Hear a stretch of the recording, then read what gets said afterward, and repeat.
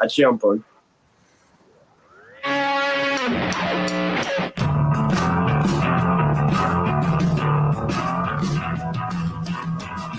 All right, welcome in on this Monday. It is already the 11th of July. Dennis Fithy and Mason Blue Review. We're ready to go here. Michigan football today. We're live weekdays at 1 o'clock talking about the latest in Michigan sports. And as you can see on the screen, you might be listening to the podcast after the fact, but if you're looking on the screen, you can see our guest, former Michigan captain John Arbeznik, who is with us here. John, great to see you. How are you? Hey, it's always good to be here on my luckiest day of the year, 7-11. It is. I can remember when I was covering the Tigers, Pudge Rodriguez was back. It was 7-7-7, and he had the game-winning hit. It was lucky sevens all the way around. So yeah, you get a free Slurpee up here in Michigan on 7-11. You know that? You know what? I never even thought of that. So maybe I might, maybe I'll catch a plane up there later tonight. That's it. If the Tigers, if they win, you get the curly fries, you get the free Slurpee on 7-11. So everything's all taken care of. How you doing, John? Well, I couldn't be better, and I'm glad you called me back because obviously I can, just through the osmosis, I'm feeling the Michigan heat coming up. I mean, this whole NIL bill is getting out of control, and what's amazing is that I didn't believe that it would ever get to this level because I'm hearing things right now, just down here in Florida about, they want to fire him, and they're not keeping up, and they're not doing this. So I'm going, wait a minute, guys. So you could probably fill me in more, but when I do read the, Angelique and the news, and I read the Free Press every morning, I mean, what's wrong with these fans? Am I crazy? No, you're not. Firing. So talking about firing anybody, at this point, there's people that are upset with how name, image, and likeness is going. It's just a year old, but there were a lot of people that were under the impression that, hey, good. Finally, this is going to square things up between the teams that were, paying money to players under the table. And this is going to be something somewhat of an equalizer. It has not been that because teams have blown right past the one rule, as you know, John, that you're not supposed to pay players to play, which is upfront money. But teams do not seem like they are abiding by that rule. In the NCAA, they have power, but how they go about, asking a player whether or not, he took money to go to a school, they can just say, no, I didn't. It doesn't matter what kind of reports, that you're looking at. So that is opened it up. And where Michigan's at, there was a thought that because they had finally won the Big Ten, that there would be this recruiting bump, and they were a top 10 team last year. So I think people were hoping that with the name, image, and likeness and the recruiting bump from winning the Big Ten, that Michigan could, be hunting down some kind of top 5 recruiting class. But that has not been the case so far. I want to know what you think Michigan's approach with name, image, and likeness is, and do you agree with it? Well, that's a great question. Remember last time I was on, we kind of briefly discussed this, and I also told you that I worked with Congressman Gonzalez's staff when they crafted the original NIL bill. I also told you that Brett Adams, who's Anthony Gonzalez's agent when he was at the Indianapolis Colts in Ohio State, and is the 14th district out of Ohio, the intention of the bill when it was drawn originally by the House of Representatives, and I did get involved in that. I understand the spirit of the bill. It's totally different than what's happening now, because what happened is you basically opened up the Wild Wild West, and because now they got this bill, and now the players can be paid to do whatever, and the first thing they're going to do is bend the rules until they break, and they've already shattered. So I think what's happening is twofold. One is the NCAA is probably going to lose control of college football, and as should be, because I think your super conferences are going to have to police themselves. And I think you can see that pedal moving forward right now, and it's absolutely going to happen in the next 2 years, where you're going to have, like I told you the last time I talked, and there's going to be negotiations with the super conferences, with ESPN, with ABC, with NBC, with Amazon, with everybody, and you're going to get these amounts of monies that approach $1.52 billion. So is NIL here to stay? Yeah. And how could you possibly justify the money that these guys are going to start making?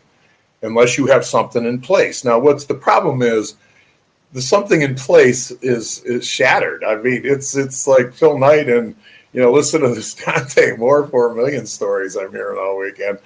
And I start going, okay, we're going to rein it in. Okay, we do realize we have a problem, and Nick Saban going after Fisher.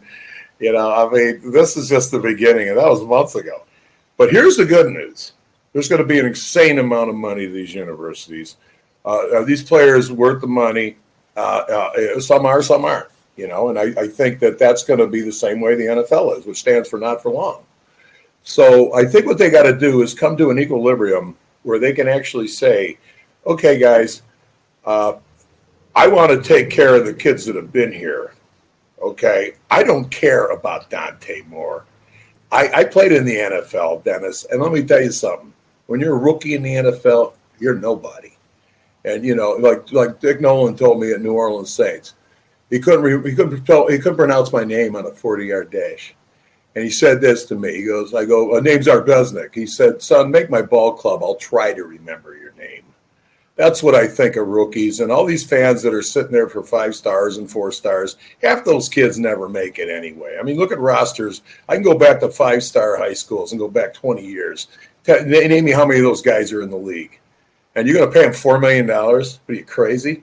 So my first thing is let's get equilibrium. Let's not run down that hill. Let's walk down that hill. And let's get this thing going. And I think what Ward's doing is that. I think Jimmy's doing the same thing.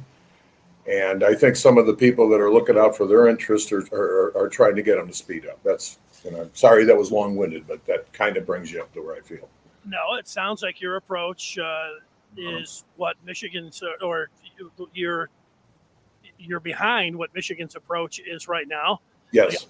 As you heard from Harbaugh initially, it was a while ago, but he indicated that Michigan was going to be transformational rather than transactional. So they're not going to pay the money. And Ward on the Michigan podcast was making it clear that these guys, that the players were not employees, and he was fine with them once they got into school making money off their name.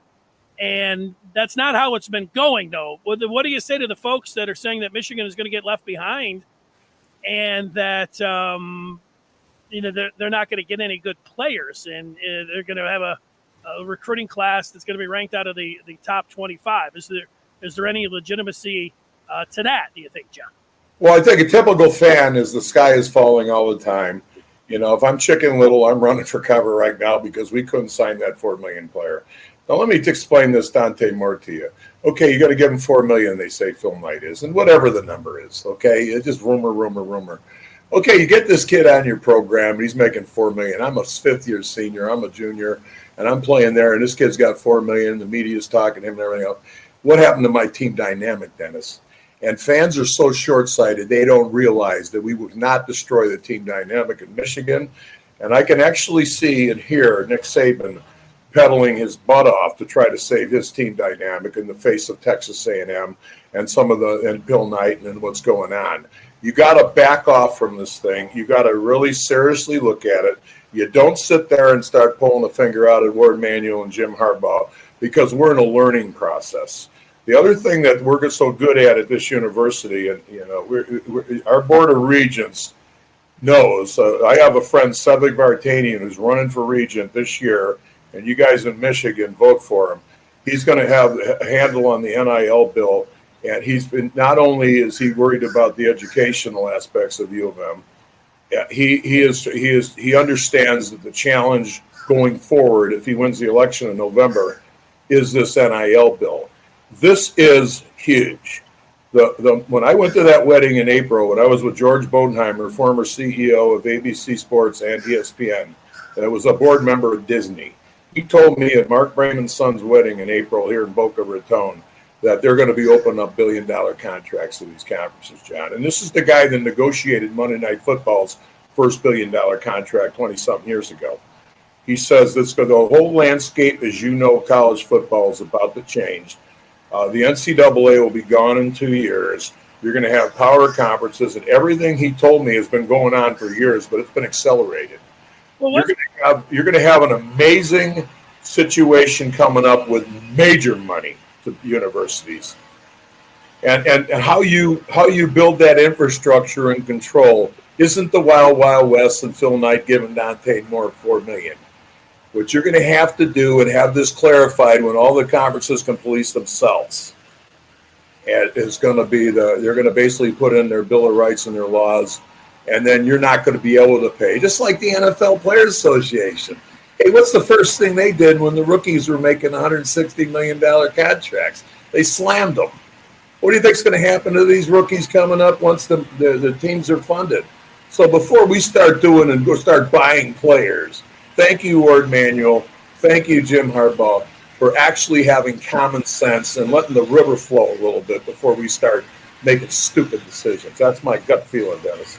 All right, John Arbeznik with us. I've got some feedback, and I know from last time you were here, you're ready to take on questions, aren't you, John? All right, let's read some of those out here. This one's from Yakov. I'll read it for you. He says a top player would much rather get first or a second NFL contract than a master's degree in engineering from Michigan, which none of them get anyways. So that's Yakov. Here's Travis, who says he likes Michigan's long-term approach. The team paying someone millions who hasn't even played it down is a disaster waiting to happen in the locker room, and that's he's right. What about, like, to use the NFL, and you mentioned the NFL, those gigantic contracts, they did get them where it's worth getting a first-round pick. Before, you didn't want to have the top pick because they had to pay him so much money. But what about Aiden Hutchinson? He's coming in with the Lions. He's going to be making more money than anybody else on that defensive line. It works out well in the pros if you're giving the money to a guy that's never played it down. Why isn't that the same thing in your mind when it comes to college? Well, I mean, if you recall, they were paying the money. Was it Brunel or the quarterback? What was the last quarterback in 2006 or whatever had signed that $169 million contract? Bradford got the last one. And that's when whoever that was. And I remember the NFL Players Association absolutely taking it on, and knowing that it was costing veteran money. Now, who's your team built around, Dennis? And how many? I could sit there and look at any freshman class, and you tell me this guy's a 4-star, 5-star. We had 2 5-stars in my freshman class, never played it down in Michigan, and they're going to pay these guys money. I mean, the fans need to back off, and I mean seriously back off, and let us understand what the landscape is. I honestly believe that paying what kids are. By the way, a lot of these kids haven't even been to a prom, Dennis. They haven't even gone to their prom, and they're making $4 million, Dante more. I mean, really? And so who's the nutcase here? Me? I mean, think about it. I mean, this kid, you don't know what this kid's like. He never played in Division I. I mean, more feedback for John Arbeznik. Trepa says Michigan's team dynamic was off in 2020 when there was no NIL. More things affect the locker room than just NIL. Yakov saying Ryan Day said $13 million is the going rate. Their alumni. Yeah, I believe that. Can you believe Ryan Day opening his mouth on that? You know what? And there you go. And that just goes to show you you're in the wild, wild west. I mean, there are no ground rules for this. And all the competitive coaches are trying to protect their territory. And you can see Jimbo Fisher doing what he's doing. You can see Ryan Day doing what he's doing. And then you can see Nick Saban trying to attack these guys for doing it. Now, let me ask you this for a second. And all of a sudden, Michigan, it was led by a great athletic director, Ward Manuel, and Jim Harbaugh is silent. And you know what? Don't read that into weakness. That's the greatest strength we have. We sell the greatest brand in the world. Coach Harbaugh, after 17 years, he righted the ship. I think he's back to where he was in 2020.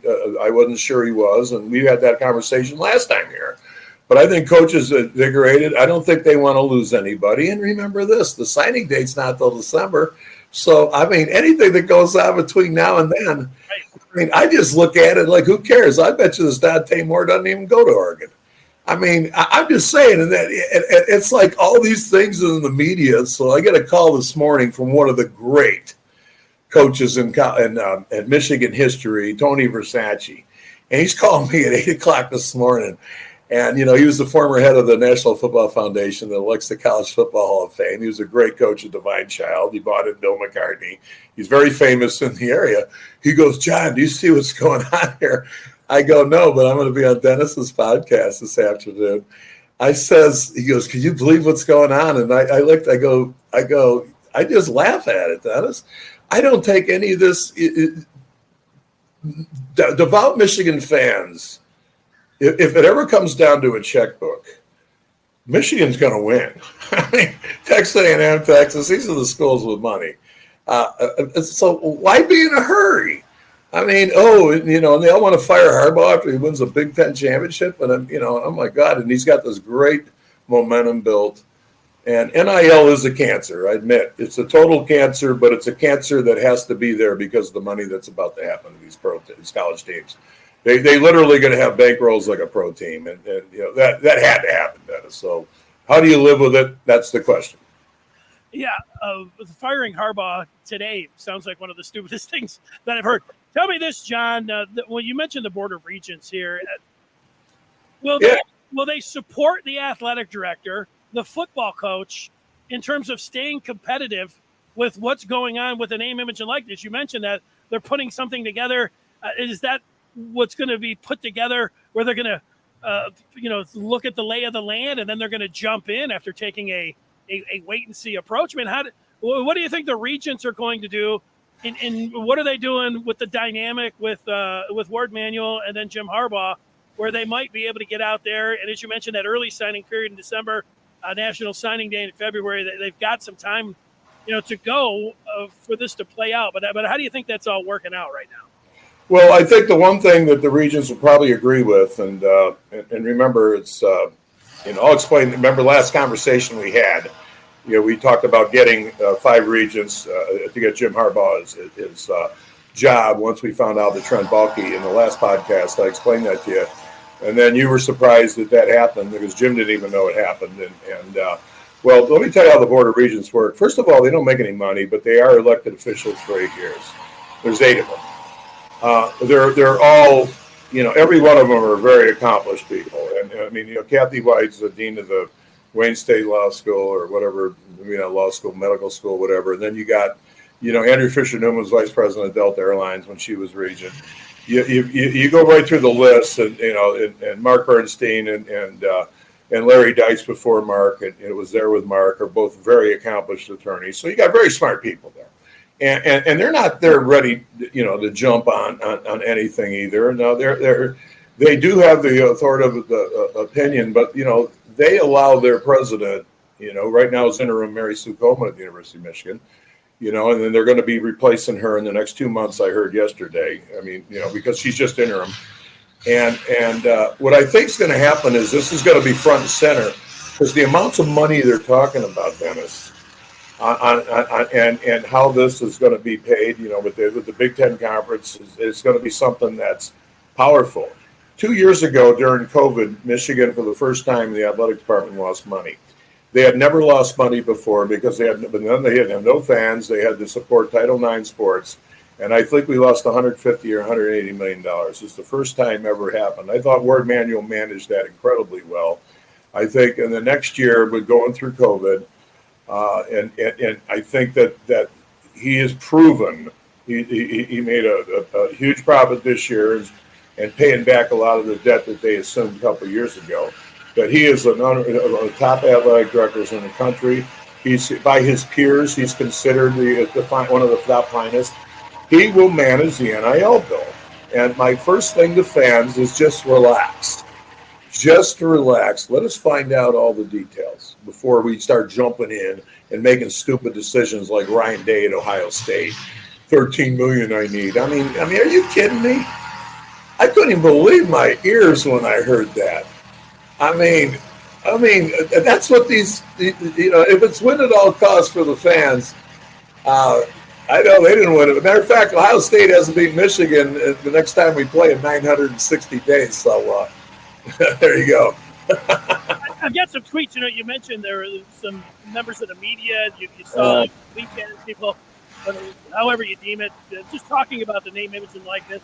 Of course, that Friday was when Dante Moore made his decision. So there was going to be a lot of talk about where Michigan sits with the name, image, and likeness.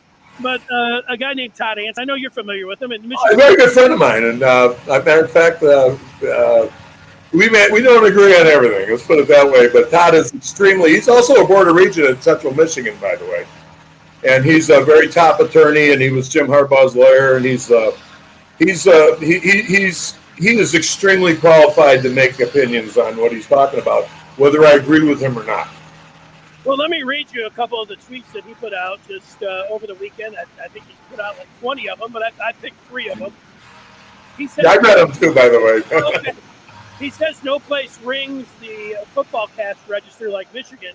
Yeah. They don't share the money well. Time for a new outlook. Players matter more than facilities. That's going to take some getting used to at Weidenbach Hall.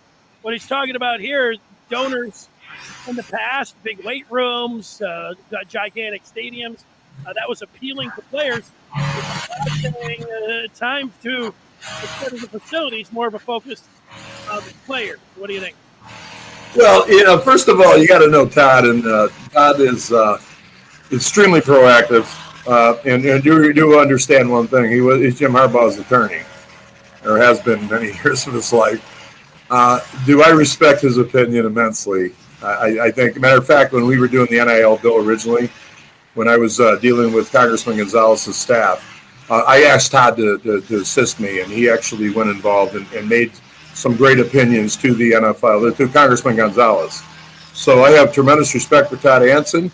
I think right now he's protecting Jim because I think in my opinion, and this is only my opinion, I think Todd's looking out for Jim, and then anything to help Jim he wants, and and so like Jim needs players, Todd wants to get him players, but in reality, I think Todd really realizes that this is a macro issue. This isn't a micro issue. This is years. This is the next decade what you're going to do, and I think they'll be acting rashly to try to protect whatever. But I can understand why he's doing it. That's my opinion of what he's doing, and I can see why. They're very, very close friends. All right, let's put another one up from Todd. Meanwhile, Dennis saying, he's a little bit upset with MSU and what they're doing with their name, image, and likeness. They're doing a better job, he thinks, than Michigan right now. The sky is falling. Pigs can fly. There you go. That's what I said. It's Chicken Little. And like we opened up this conversation. I hope you can't hear. I got a gardener back here. I hope hope you don't hear it. Hope you don't hear it. You need me to move? I will. It's real radio. It's real podcasting here. Okay, cool. So we're outside. We're on the streets of New York, right? All right. But back to this. I'll sum in one word. The thing that I remembered was about 3 months ago, and it was John Calipari from the University of Kentucky in front of the House and Senate, the State House and Senate of Kentucky. And that just kind of sums up the whole thing. And you're talking basketball. So he had this 5-star, 5-diamond recruit that remember, he didn't go into the NBA, and he played for Kentucky for a year. And Calipari's quote, and I wrote this down because I knew that this would be vital today. He goes, well, the good thing I could tell the young man, hey, you can get ready here for a year, and you don't have to worry about the money.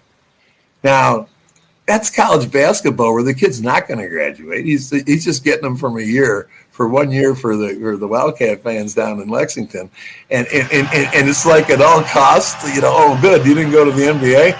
I mean, that's not the spirit of the bill. The spirit of the bill in the NIL was originally, if you're using my name like Anthony Carter, and God knows how much money Anthony would have made, the number 1 jersey. And everywhere, every shop, every store, Carter everywhere. And back in '79 when he was a freshman and I was captain of that team, AC's number was everywhere. Now, should he have made money for that? Yes, he should have. That was the spirit of the bill. The spirit of the bill isn't to go open up, the first round in the NFL draft, which is what, and the NBA draft is what these idiots are doing.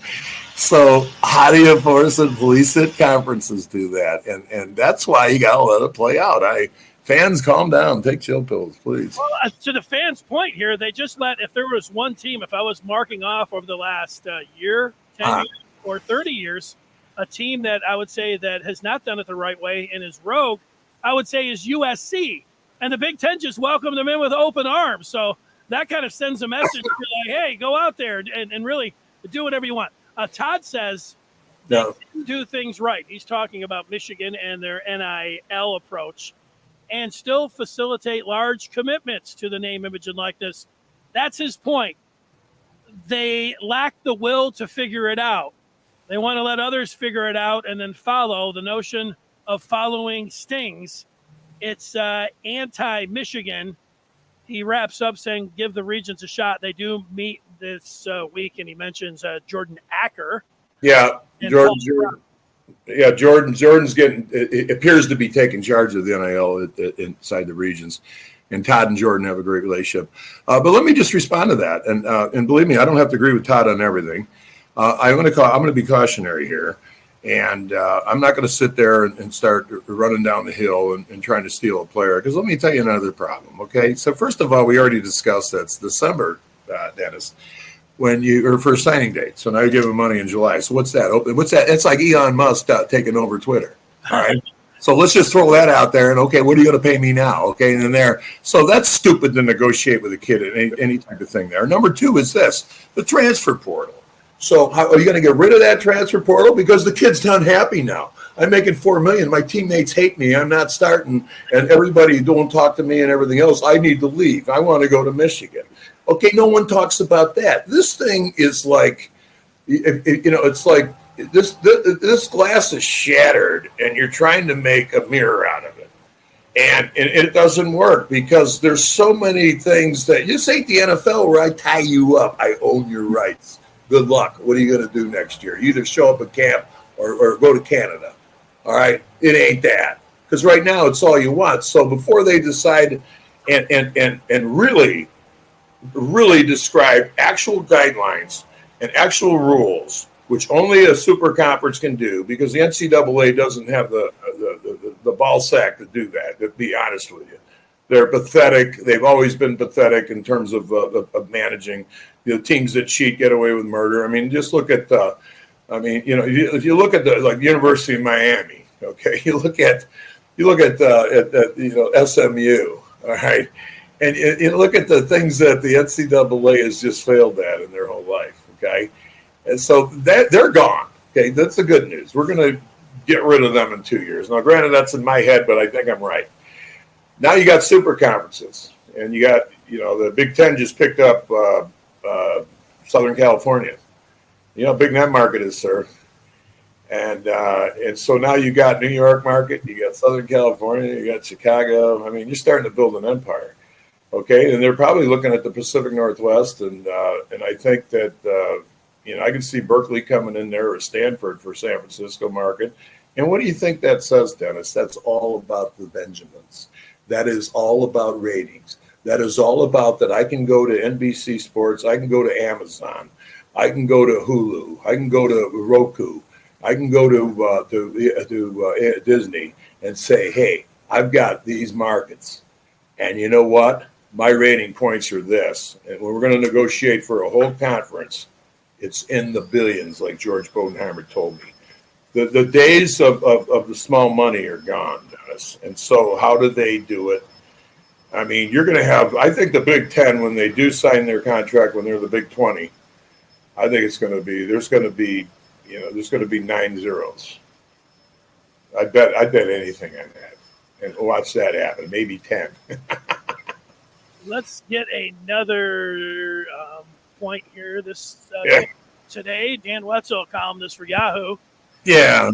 He's got pressure on Harbaugh after losing another big-time Michigan recruit, and that recruit is Dante Moore. And we talked about Dante Moore. And he goes through, when Dante was just 13 years old, and, Michigan was in on him, All-American player, All-American kid. Of course, he picked the Ducks. But here's the thing. He also, and I think Michigan fans, because they did not get C.J. Carr, it felt like they were putting all of their eggs in the Dante Moore basket, and that did not happen. But I highlighted at least this one part. I just wanted to read to you, John, and this is from Dan Wetzel, who says, the easy, if unfair answer for losing Moore is money. Oregon paid for the commitment. There are plenty of Michigan fans and even Harbaugh confidence blaming state law and the school for being slow of so-called collectives that can guarantee money rather than leaving it to individual boosters to make the deals on NIL. Blaming cash has always been the loser's lament in recruiting, though. So I don't like the weird part about this is that it's a little bit confusing, I think, to people because I get an individual booster going up and saying, hey, Dante, here's $4 million. What I don't get is a collective, which is outside, being able to work with the school, and they could have stepped in with Dante more. So I don't know, like those things, some of that stuff is confusing. Well, I guess the best way to look at that statement is to really analyze the statement, because the author, Mr. Wetzel, is obviously he's chasing the tail, because he's presupposing that Dante Moore is the greatest quarterback that ever lived, that this kid is Josh Allen, that this kid is that, and how could we live without him? Okay, now where he's short-sighted at, and what's really important to understand when you're on the other end of this and looking at it's called a team dynamic. What is the damages he going to do wherever he goes? And by the way, he's not there yet. I mean, he's not going to sign till December. It's probably be $8 million. Now, let me ask you a question. I got a friend of mine, John Giesler, that's right now was all pro. He's in the Walk of Honor in Miami Dolphins. He didn't make $4 million in 13 years. And they're going to pay a high school kid who's never even – this guy's one of the greatest tackles that ever played the game. And I could give you millions of these guys. So what people don't understand, they throw around money like, well, how come Michigan's not paying $5 million? I'm going to promise you this. I wouldn't pay that kid a penny right now. I don't want a kid that's going for the highest bid. I've got a team dynamic, and I will win football games like Bo told me, but I will try to. The kids that are doing the job for me in Michigan, the ones that are playing, and I can pick up plenty in the transfer portal that are unhappy, trust me, without the money. See, that's the thing you're not talking about. I want to take care of the kids that are there. And I think the kids that are busting their ass, because when I keep that locker room happy, I have all kinds of options. When I start pissing that locker room up by bringing in these young kids and start paying them crazy money, you just destroyed your whole dynamic. And I can't wait for the next 3 years, Dennis, to see if I'm right or not. I know I'm right. Watch what happens when all these guys are sitting there. You're making $5 million, I'm making $4 million. And then the next thing you know, there's fights in there. And the next thing you know, the team dynamic's blown up like A&M. Watch them go like 5-7 with the greatest talent ever. Happens all the time, Dennis. You can't destroy the locker room. And that's why the NFL and the NFL Players Association got it right. Everybody's there for a reason in the NFL. College football is wild, wild west. Like I said, it's going to get ugly, man, before it gets better. So I'm on the, if I'm going to be picking a side, I'm on the side of let's take our time. So what about the majority of the teams prior to name, image, and likeness that were paying for players? Let's, by the way. Well, I don't know. I will tell you this, and I told you last time I was on your podcast that I did get paid. The Michigan State, Howard Weirs was the coach, and he ended up getting thrown out of the NCAA. And he'd shake my hand with a $100 bill every time I saw him, and I never got anything from Michigan. I never got anything from anybody else. I'm really close friends with Tommy Cousineau, who was the number one pick in the NFL draft, who was the most highly recruited. Him and Bob Golick were the two highest recruited players probably in the country that year, and they were both in Cleveland, and they were friends of mine. And I know they offered them both the moon, and I know neither of them went with those offers, because I know Tom went to Ohio State, which didn't give him anything, and I know that Bob Golick went to Notre Dame, which doesn't give anything. And they were offered the moon by Texas A&M. So there's teams that cheat, perennially, and they always have cheated. So this is basically legal cheating for them. But the fact is, how many national championships has Texas A&M won?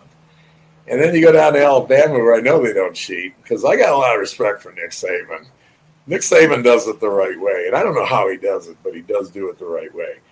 And I think the minute you start getting dirty, like Miami of Florida for years, and then, the whole SMU thing, and then, all the scandals that happened with Pete Carroll, with Reggie Bush making money, and you go through all these little litanies of problems.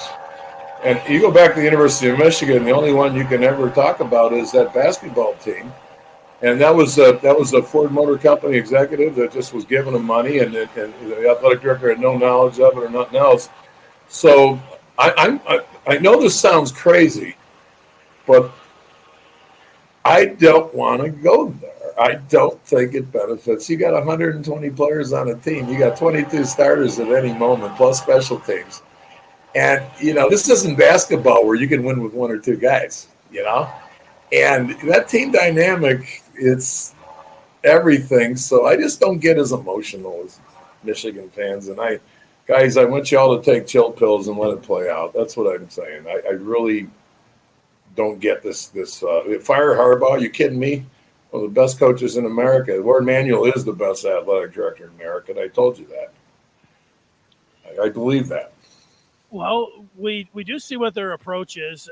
I do wonder that if they stay like where they're at right now, 45, closer to 50 than they are, to the top 25 in recruiting, if this is going to push something behind the scenes and they decide that whenever, September, October, November, maybe they'll have to sacrifice a class this year with a wait and see approach, and then maybe they'll decide that they have to, cross over and play like the rest of the teams in terms of the upfront money. I never got caught up on 4 and 5 stars, and I'll tell you why.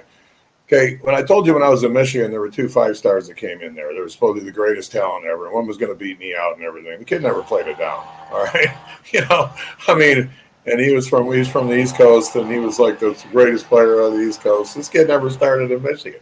I can hear all the hype, Dennis, and I've seen it every year. All these hype guys that are, they're the greatest. I remember when Johnny Geisler played with Bruce Hardy. Remember the tight end for the Dolphins back and we were talking about Bruce last night. Bruce was on the cover of Sports Illustrated as a quarterback from Utah, the greatest high school athlete that ever lived. He never thought he'd be playing tight end for 3 years. Miami Dolphins, who can't miss, the greatest Joe Namath and everything. I don't buy into kids that haven't gone to a prom that you're telling me that they're going to be $4 or $5 million. The idiot paying that has so much money, and he is Phil Knight. $4 million to him is like, he probably has that in his bathroom. How do you think Ohio State's been? Georgia last year had tons of 5 stars. It worked out really well for them. Ohio State has been annually in the top 5 in recruiting. How's Ohio State getting their players, and how could Michigan combat if Ohio State's playing we're going to go after all the big names, we're going to see it go, and then Michigan's approach? You still like Michigan's approach when you compare it to Ohio State, which they have to beat. Well, no, I don't. And the last time I was on the show with you, I had issues with Michigan's approach to recruiting, and I told you that day it's very important that Jim Harbaugh gets his butt down into Ohio and starts recruiting those great players in Ohio, being a former Ohio kid myself from Cleveland. And then we had a conversation about that, if you recall. And I think Michigan could do a lot. There's a lot of things they could definitely do, and that's the low-hanging fruit. That a lot of the kids from Ohio want to beat Ohio State, including me. That's why I went to Michigan, to beat them. And we happened to beat them 3 years in a row. I went to 3 Rose Bowls, and when I'd come home for Thanksgiving, I was the only guy talking to the media because I was the only kid from Cleveland starting. And that's what I'm talking about is that. But as far as the money thing, okay, here's what we do. Okay, let's go to the region. Let's raise $50 million. Let's start buying players. Well, we're going to give you $5 million. We're going to give you $6 million. Stop the insanity. Where's it going to end? So before you get there, like Phil Knight's doing, and I guarantee you, Dante Moore's going to get an offer for $6 million from Texas A&M or somebody. You watch. Who's the real idiot? I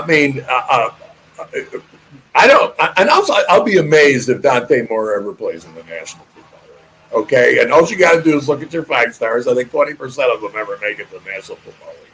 Look it up. It's ridiculous. And so this kid, they're going to pay him like pro money. So I guess we're this is what we will disagree on is there's no way a kid before his prom is going to make a penny from me. I think we could put together the bills because he's going to sell a lot of shirts and do that. And what will happen is wait till you see the nightmares that happen to these teams that are paying this money. See, and I'm not Kreskin, but I can look in the future, and I just see discontent. I see horrific team interactions. I'm just saying seriously, let's back off. Let's let the thing land. And by the way, it took us 17 years to win our last Big Ten championship. I can wait another 2 or 3. Not that I don't mean that, but you know what I'm saying. Jimmy just won the Big Ten. The great Kresge, the great Arbeznik, another 2. This shows my age, doesn't it? I like talking about the great Kresge, but they might not have to wait that long.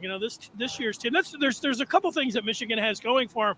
One is that they're defending Big Ten champs, which should help them. I don't know, what it should help them more than it is, but also they have a really good team, and that's going to be able to help. Well, coach too, by the way.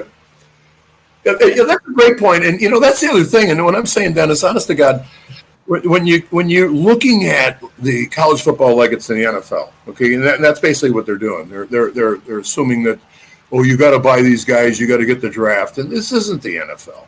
The team dynamics, everything, and I got to tell you this: I know in some of the greatest Michigan teams of all time, there were no 5 stars. I mean, I'm going to tell you linemen that we had that became all Americans.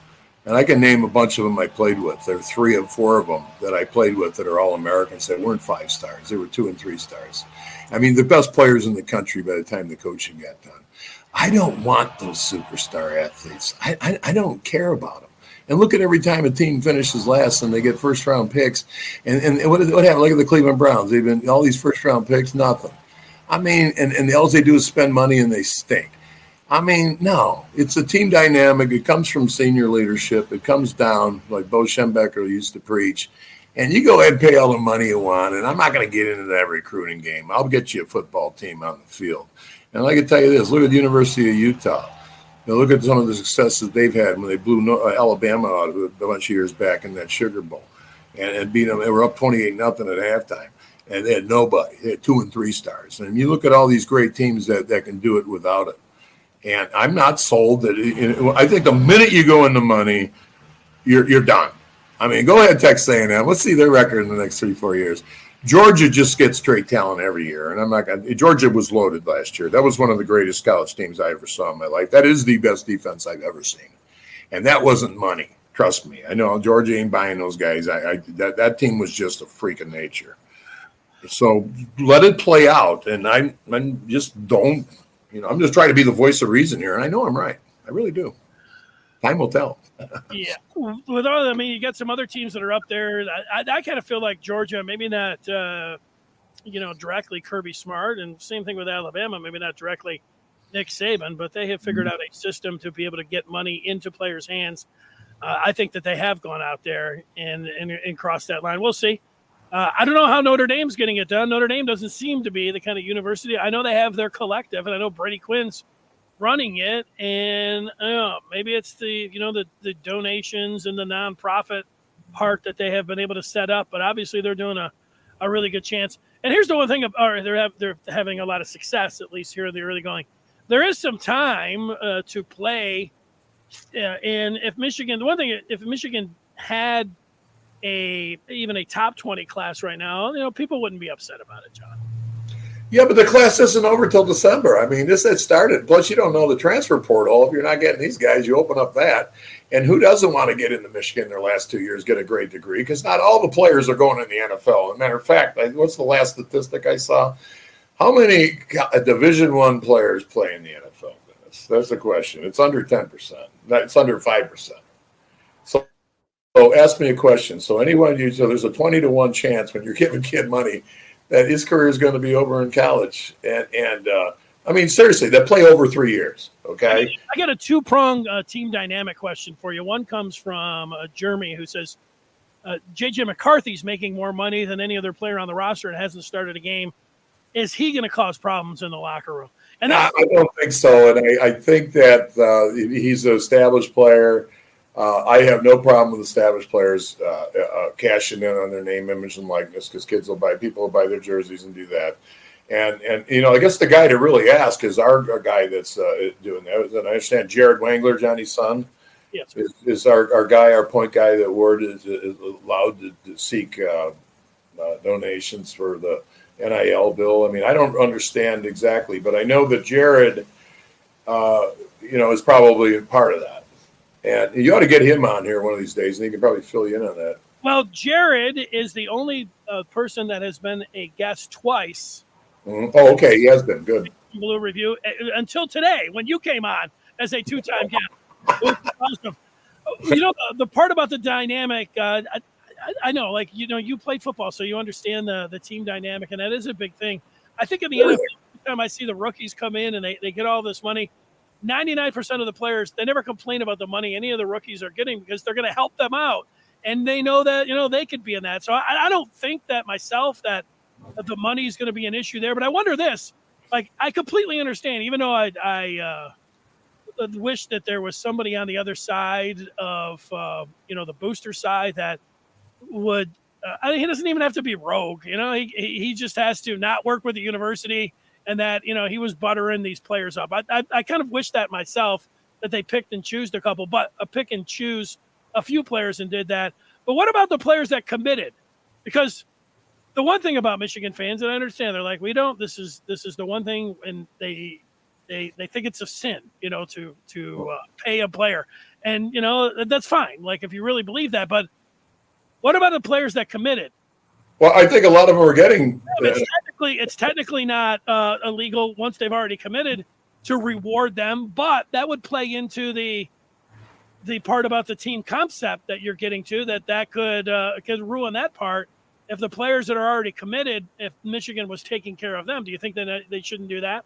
Yeah, that's a great question. That's the catch-22 there in itself.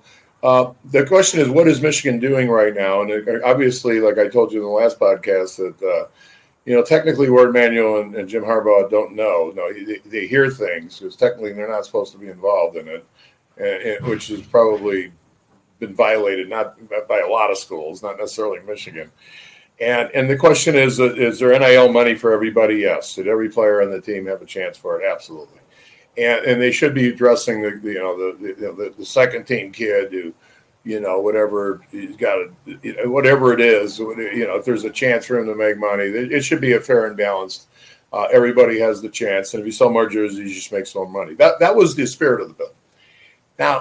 Now they're using it to pay players that come in there, and now you see the separation. And I think there's a big difference between kids that commit, that have a contract or not, whatever it is in there, and I understand some of these contracts are 4 years, is what I'm reading, and so they have to be there all. They're in force.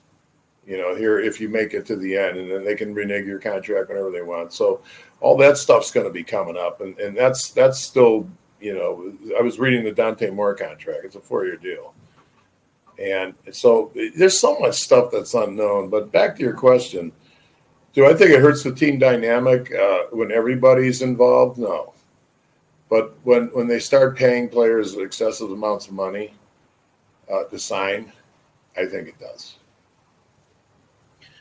Yeah, well, the interesting part is going to be how long Michigan will hold this line if it doesn't work. Like, I think that they have to have talked about it, like just like behind the scenes they're talking about it, their game plan and everything else, and a wait and see approach. While people may not like it, if in the end they end up coming away with a fine class, they can say, look, see, we're doing all right. But if it goes the other way, that's when I think the change will be affected. And but you were talking about, like, if they don't really put any rules in and you get to next year, they may have to decide if things didn't go well and they didn't like this class that they may have to jump in with everybody else. Hey, you might as well have Judge Roy Bean here in the law west of the Pecos running your NCAA rule book, because in NIL, there is no charted territory. And I think he was probably better, more effective in the law west of the Pecos than these clowns are in the NCAA. The Wild West part is that with USC, like it's not even 2 weeks old. USC is a rogue, the Trojans are great for college football. They got a great fight song. They got a great stadium. They got great uniforms. But nobody's paid players more in college football history, going back to John Robinson and then Kevin Warren opened up his arms and threw his arms around USC and said, "Come on in." And I saw the statement from Ward Manual, Uh-huh. and Stu Coleman welcoming their new partners in. If they're so adamant that that they're going to hold the line on teams, they're bringing in public enemy number one. That's the part that I don't like. Well, but first of all, for the record, I have a very dear friend of mine who was the captain of the 1972 National Championship USC team, John Grant, who played 7 years at the Denver Broncos afterwards. And Johnny says they never got any money, but he said OJ got money. He told me that it was pretty much individual alumni, which kind of happens everywhere. I don't know of any player that I played with in Michigan in the 5 years I was there that made a penny, but I'm sure it happened. You know what I mean? So who knows? Maybe I'm just ignorant as hell. But, to do an organized thing, that's actually in violation, like Reggie Bush of NCAA rules, gets you that 3-year suspension, which USC and Pete Carroll. You notice how Pete Carroll never had to worry about losing his job. He just went to the Seahawks. Well, won his national championships. He didn't care. If we were, playing judge and jury here today, you mentioned Miami, and you see what's going on. The NCAA, they're actually the only even step that it looks like they've taken publicly is to interview the one booster. And he said, hey, we had a great conversation. But USC is the one, the Pittsburgh wide receiver, the All-American, he's with Pittsburgh. He's not in the transfer portal. And there's a report that USC's offering him $3.5 million to go to USC. He's not even in the portal yet. A week later, he goes into the transfer portal, and then a week after that, he's at USC. I mean, it was crazy. I mean, USC, it really looks like. I mean, yeah. No, I understand. I'm not a deaf mute. I mean, I know it happens, and I know, and definitely in the Pete Carroll era, it was happening constantly. And I think it's been going on in college football a long time. I'm just telling you, I collectively have no evidence in Michigan. And maybe we're all idiots for going there, and maybe I should have taken the money somewhere. And but no, to me, I wasn't a good enough player to get the money, But I did ask my friends Cousineau and Golick, who were good enough players to get the money, and they turned down money. And so I know it's been around forever, Dennis. So I don't have my head in the sand. But, in the end, what's the experience of the college? What's your best friends? Like, for example, that golf tournament going on in Grand Rapids today. We got 105 former Michigan players there that I was supposed to be at. And I had a little heart problem. I got an AFib in my heart, so I didn't get on the plane. But, I'm looking at all those guys in the camaraderie. And a lot of these guys are somewhere in their 80s, some in their 70s, 60s, 50s, 40s. It's all the classes of Michigan. And the great Tom Mack's there in the Hall of Fame. And, we got Stanley Edwards. There's just a lot of great Michigan players there. And I wish I had Johnny Giesler. And there's something about, going to a school and graduating, getting a degree and just looking back at the college experience as opposed to trying to run a Wall Street firm when you're a freshman, and, I got this money, I got that money. Because ultimately those stories fail. And, I mean, I know this sounds like Pollyanna to everybody in the audience, but there's something right about going to the right place with your best friends and having them lifelong friends. And I don't think you need to cheat to do that. And I don't think that cheating wins. I really don't. I mean, these teams spending the money. Well, there's only one national champion. So there's 20 guys throwing about $200 million around, and there's only one winner. I don't know. The NFL's got structured laws. College football doesn't. Think about it. Well, we are definitely bracing for the rest of the summer. You knew that there was going to be some blowback after Michigan loses. When it comes down to C.J. Carr and Dante Moore, Devin Gardner was highly thought of by the recruiting analysts, and certainly Drew Henson was. But, I mean, these are two of the highest right in your own backyard, and a legacy player in C.J. Carr.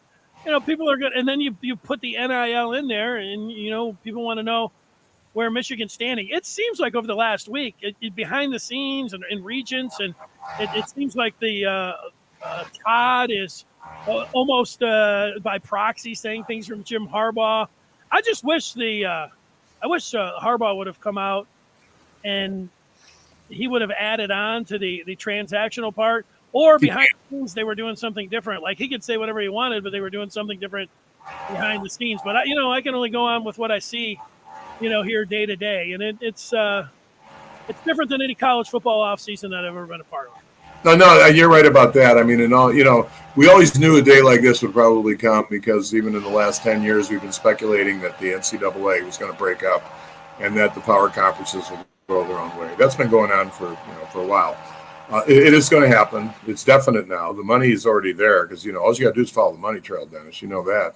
And the money's it's a road paved with platinum, not gold. And I will promise you this: there's going to be a lot of mistakes made too. And about 2 years from now, and 3 years from now, and we look back, we can talk about some of the horror stories because you got to be really careful walking through this landmine right now. Should Michigan compete? Yeah, they can compete. Does Michigan have money? Oh my God, we have more money than just about any university. Do we want to do it the right way? Yeah, and before they start attacking Ward and Jim, let it play out, guys. All right, and we'll see what happens because team dynamic will kill you. It doesn't take a lot of, Bo always called it misery loves company, and it doesn't take a lot of miserable people to destroy a team. That's all I'm saying. Well, John, I know you mentioned all this talk. I was just looking at the college football calendar. We know the games are, 50 some odd days away before they actually start playing games. But the Big 12 this week is meeting, they're going to have their meetings, and then shortly thereafter it goes Pac, I guess now 10, I don't know, whatever you want to call it, Pac 12. And then it'll be the SEC and ACC, and then the Big 10, will have their meetings. And all the things like that we have talked about here are going to be front and center, and people are going to be asking about name, image, and likeness, the transfer portal, how it affects teams dynamic. That is certainly going to be a question that is going to be talked about going to be asked to the commissioners, going to be asked to all those coaches. They're in the creation phase right now. And, it's hard to believe that a conference that's been around over 100 years is in a creation phase, but they are. The good news is that at the highest level, the Big Ten is one of the two players. And it appears that the Big Ten and the SEC are going to basically become, and even more than AAA is in baseball, because AAA players don't make that kind of money. No. So you're basically got this super conference more than the NBA B leagues. I mean, you got this something there and the reason is the power of college football, and it has to do with everybody has a college team. Either their parents went there or they're from that state or whatever. And in a lot of cases, you can actually see that the attachment to college is bigger than the attachment to the NFL. And now you've opened up Pandora's box for cash. And this is all shaken out right in front of us. And like I said at the beginning of this tape, let it play out. And I'm glad Ward isn't chasing the dollars. And I may disagree with Todd on that, but I know Todd's trying to defend anything he can do for Jim. But, I'm not saying Todd's wrong either because he's forgotten more than I know about college football. Hey, John, how's your yard look? They sound like they're getting some work in there. We had we can pan around here. This is the back, and we have the dock. That's nice. Yeah, we live in the harbor down here, so behind me is our harbor, and it's right across from Jupiter Island and Tiger Woods, and it's a fun place, Dennis. You should come and visit. Yeah, I would like that. Maybe not. I don't know if I'd like it in July and August, but I think January would be nice for you. January. And by the way, I've got I'm pulling 300 MPS out of here, so you can do your podcast no problem from my lanai. And matter of fact, I'd like to do a special on the lanai, and we'll get John Gindy in here, and we'll bring back Yale Van Dyne and all the guys that with the whole thing we did with that book End Zone years ago. And I think we could have and we'll get Johnny Giesler here and Ace Anthony Carter and just have a nice little podcast here. You can spend the whole week, and you can go to the pool. Heck, you can swim the Intercoastal if you want. I don't know about that, but if AC was enough, just coming down there, golf and a pool. You sold me there. So great job. Yeah, in that book End Zone, there's a picture taken in my lanai of AC and Johnny Bacon's book End Zone, and AC and Johnny Giesler. There are a few Buckeyes in the picture because we're not discriminating. We invite the Buckeyes at the Ohio State game, but usually we used to beat them and then make them miserable. But now, it's been tough to get a Buckeye in your group until last year. Well, I get it. Well, hey, John, thanks so much for giving us your time. And I know it's not it might not have been what everybody wanted to hear, but it was your opinion. which is I'm just, on something like this, and I'm going to be very cautious, and maybe I'm a former captain for Bo, and maybe I just want to I don't want to play the first trump card on this. And I understand what they're doing. And, the guys that's out there, I just think guys, in 2 years from now, 3 years from now, I think you're going to realize what I'm talking about. And then Michigan still got we're still loaded. Our gun's full. I mean, that builder bus or whatever is just ready to shoot. Let's just shoot it the right way. And let's make sure we do it right. And I don't think you're going to worry about this class. This class will come. There'll be a lot of transfers, not even transfers. There's going to be a lot of, a December signing day, okay? We've got a great team. We're going to have a great season. There's a lot of kids who are going to want to come here. And I think the money will be there for them? Yeah. Do I think it's going to be equitable? It should be. Are there going to be problems? I hope not. And but I'm not as nervous as everybody else. And maybe I'm wrong. I don't know. But I think I'm right. Well, one thing that we know for sure is that this particular podcast will be around forever. So people can always go back and check out what you're saying in a month, 2 months, 6 months, in a year. So we'll see who has I don't know if it's a last laugh. I think everybody that's watching has the same idea. They want to see Michigan have success. Great job, John. Thanks for joining us. And I think at that point I lost you, which is good because we are out. See you later.